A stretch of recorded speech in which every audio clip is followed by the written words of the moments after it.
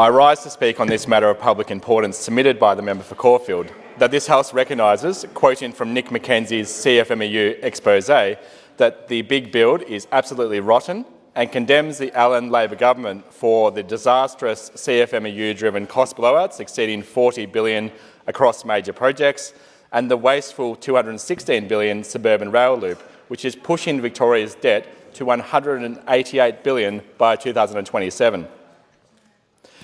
Speaker, this Labor government has been in power for 21 of the last 25 years and for the last 10 years in a row. Other than governing interactions between people to prevent injustice and ensuring a just and fair society, any government must do three things. It must maximise freedom, opportunity and hope. It must maximise freedom for people to live their lives and express their views insofar as possible. It must create equality of opportunity so people are not disadvantaged by where they live or the circumstances of their upbringing. It must enable hope so people can aspire to achieve their dreams and be rewarded for their effort. But if we look at the results under this Labor government, the opposite has happened. People have less freedom, less opportunity and less hope. A blatant example has been this Labor government's total mismanagement of this state infrastructure agenda, particularly the big build, or, as the member for Sandringham called it, the big bill.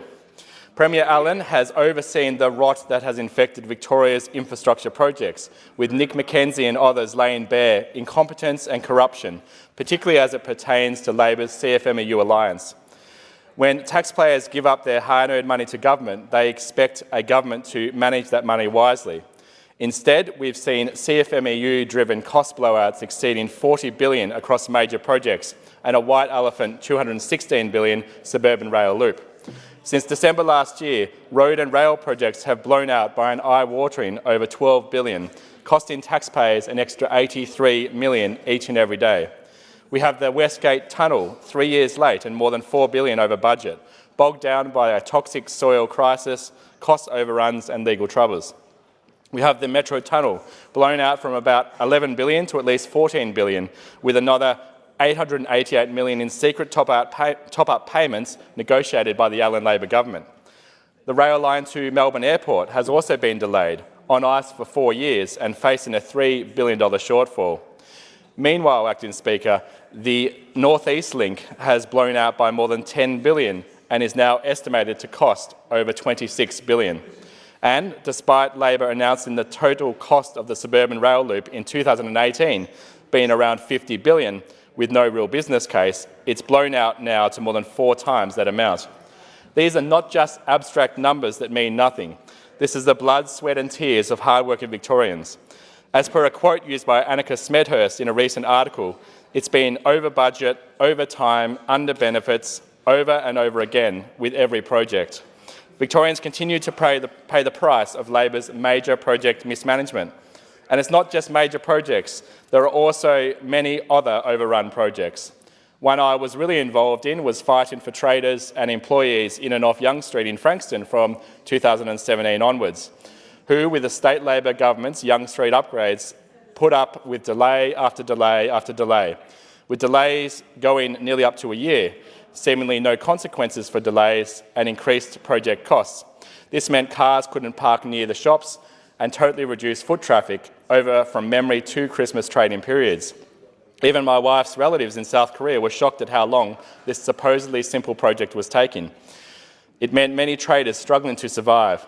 Many had to cull employees, lost profits, with one saying she took just $2 in one day and went out of business.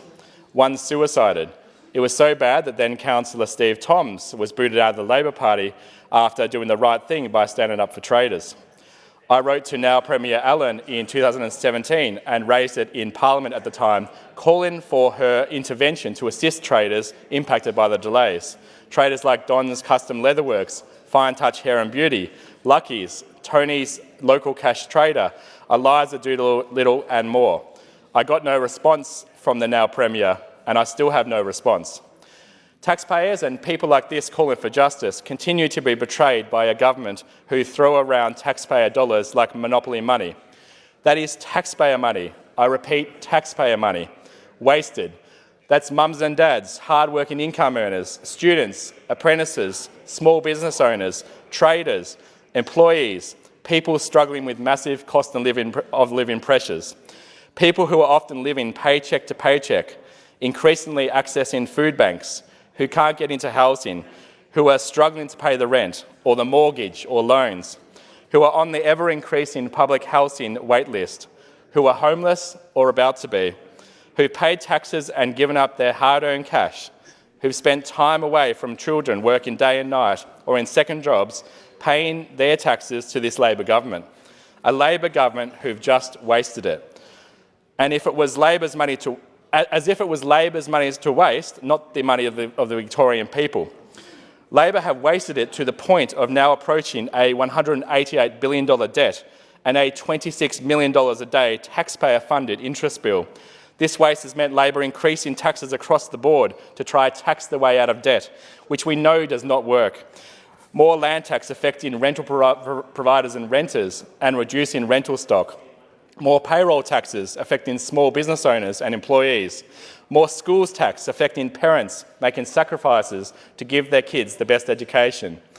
And now a holiday and tourism tax that will impact people holidaying with their family, who might need short stays between accommodation, or who are offering a home or a room. It's meant more cuts to services and other infrastructure. First, services that the public might not have noticed as much, such as with prisons and corrections, but which do have a longer-term impact with crime and recidivism. Cutting off or delaying investment in rail and buses, often to places that don't have any public transport, particularly in trains, such as in my electorate of Mornington, which has no rail services altogether. And such as with projects like the Frankston to Baxter rail line or retirement villages in Mornington with bus shoulders but no buses. And now, increasingly, more cuts to what is normally advertised as Labor's bread and butter, education and health. And doing things like cost shifting to councils, which we hear those like the Mornington Peninsula Shire constantly talking about as well. It's meant a lack of investment in what is needed: public housing, crisis accommodation.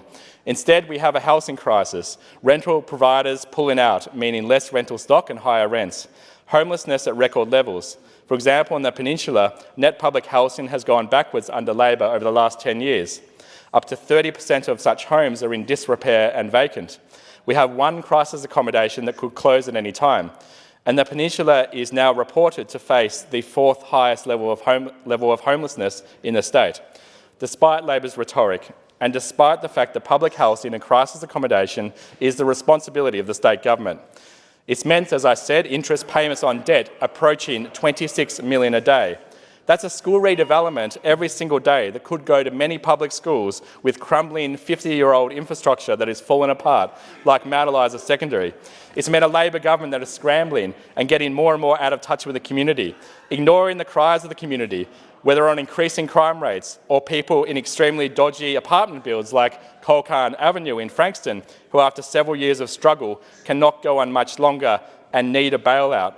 People that this state Labor government had ignored despite their vulnerability. If you don't listen to people in need, if you don't listen to those who are struggling, if you don't listen to our most vulnerable, if you don't hear the cries of those who are yelling injustice, you don't deserve to be an MP and you don't deserve to be in government.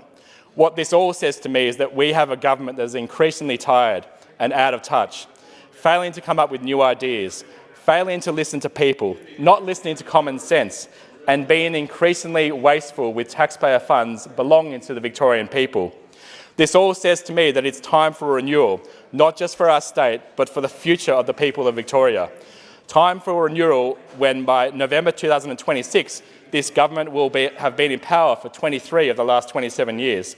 It's time for a Liberals and Nationals government, a government that will lower and reduce red tape and taxes to bring in economic growth and new revenue to Victoria, that will cap, manage and pay down debt, that will focus on strategic infrastructure investment to grow and attract industry, create jobs, increase opportunities and support families, that will increase freedoms trampled on by Labor, particularly during COVID, that will bring in the Government Construction Projects Integrity Bill to block thugs from our construction sites, that will establish Construction Enforcement Victoria to have real teeth to enforce a reinstated building industry code of practice, that will tackle crime and bring consequences for those who reoffend, that will invest in our future for kids in education, that will bring freedom, opportunity and hope.